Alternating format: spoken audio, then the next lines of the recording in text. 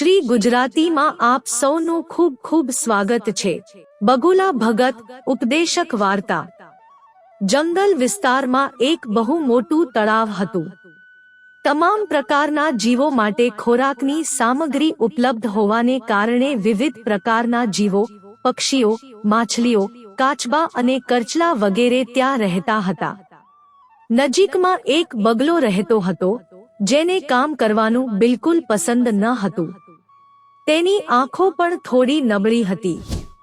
માછલી પકડવા માટે વ્યક્તિએ સખત મહેનત કરવી પડે છે જે તેને પસંદ ન હતી।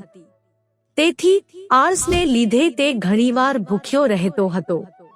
એક પગ પર ઊભા રહીને એ વિચારતો રહ્યો કે એવો કયો ઉપાય શોધવો જોઈએ કે જેથી રોજ હાથ પગ હલાવ્યા વિના ખોરાક મળી શકે। એક દિવસ તેણે એક ઉપાય વિચાર્યો અને તેને અજમાવવા બેઠો। બગલો તળાવના કિનારે ઊભો રહ્યો અને તેની આંખોમાંથી આંસુ વહેવા લાગ્યો। એક કરચલાએ તેને આંસુ વહાવતો જોયો ત્યારે તેની પાસે આવીને પૂછ્યું, કાકા, શું વાત છે કે ખોરાક માટે માછલીનો શિકાર કરવાને બદલે તમે ઊભા રહીને આંસુ વહાવી રહ્યા છો? બગલો જોરથી હિંચકા મારીને કર્કશ અવાજે બોલ્યો, દીકરા, તે પૂરતી માછીમારી કરી છે। હવે હું આ પાપ નહીં કરું।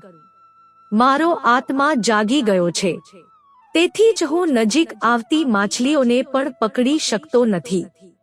તમે માત્ર જોઈ રહ્યા છો।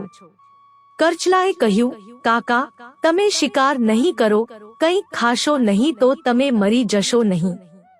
બગલાએ બીજી હિંચકી લીધી, આવું જીવન નષ્ટ થઈ જાય તે સારું છે દીકરા, ગમે તેમ કરીને આપણે બધાએ જલ્દી મરવાનું છે। મને ખબર પડી છે કે ટૂંક સમયમાં અહીં 12 વર્ષનો દુષ્કાળ પડશે। બગલાએ કરચલાને કહ્યું કે આ તેને ત્રિકાલદર્શી મહાત્માએ કહ્યું હતું, જેમની આગાહીઓ ક્યારેય ખોટી નથી હોતી। કરચલાએ જઈને બધાને કહ્યું કે બગલાએ બલિદાન અને ભક્તિનો માર્ગ કેવી રીતે અપનાવ્યો હતો અને દુષ્કાળનો સામનો કરવાનો હતો। તે તળાવના તમામ જીવો જેવા કે માછલીઓ, કાચબા, કરચલા, બતક અને ઘોડી વગેરે બગલા પાસે દોડી આવ્યા અને કહ્યું, ભગત કાકા, હવે તમે અમને બચાવનો કોઈ ઉપાય જણાવો। તમારી બુદ્ધિ વાપરો, તમે મહાન ઋષિ બન્યા છો। થોડો વિચાર કર્યા પછી બગલાએ કહ્યું કે ત્યાંથી થોડા કિલોમીટર દૂર એક જળાશય છે જેમાં એક પહાડી ધોધ વહે છે અને પડે છે। તે ક્યારેય સુકાઈ જતું નથી। જો જળાશયના તમામ જીવો ત્યાં જાય તો તેમને બચાવી શકાય। હવે સમસ્યા એ હતી કે ત્યાં પહોંચવું કેવી રીતે? બગુલે ભગતે પણ આ સમસ્યાનું નિરાકરણ કર્યું। હું તને મારી પીઠ પર એક એક કરીને ત્યાં લઈ જઈશ કારણ કે હવે મારું બાકીનું જીવન બીજાની સેવા કરવામાં પસાર થશે। તમામ જીવો નારાજ થઈ ગયા અને બગુલા ભગતજી કી જયના નારા લગાવ્યા। હવે બગુલા ભગત 12 વર્ષના થયા।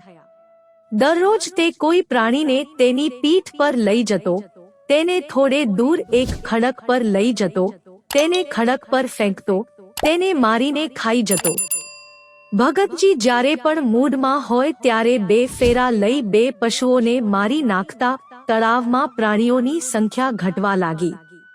ખડક પાસે મૃત જીવોના હાડકાનો ઢગલો વધવા લાગ્યો અને ભગતજીની તબિયતમાં સુધારો થવા લાગ્યો। ખાધા પછી તે ખૂબ જ જાડો થઈ ગયો।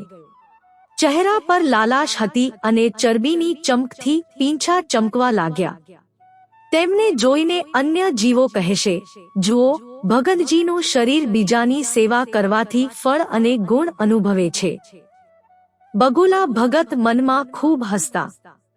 તે વિચારતો હતો કે જુઓ, દુનિયામાં કેટલા મૂર્ખ જીવો છે જે દરેકને માને છે। આવા મૂર્ખાઓની દુનિયામાં થોડી હોશિયારી વાપરો તો મજા આવી શકે। હાથ પગ હલાવ્યા વિના મોટી મિજબાની કરી શકાય છે। દુનિયામાંથી મૂર્ખ જીવોની સંખ્યા ઘટાડવાનો મોકો મળે છે। જો તમે બેસીને પેટ ભરી શકો તો તમને વિચારવાનો ઘણો સમય મળે છે। આ ક્રમ ઘણા દિવસો સુધી ચાલતો રહ્યો।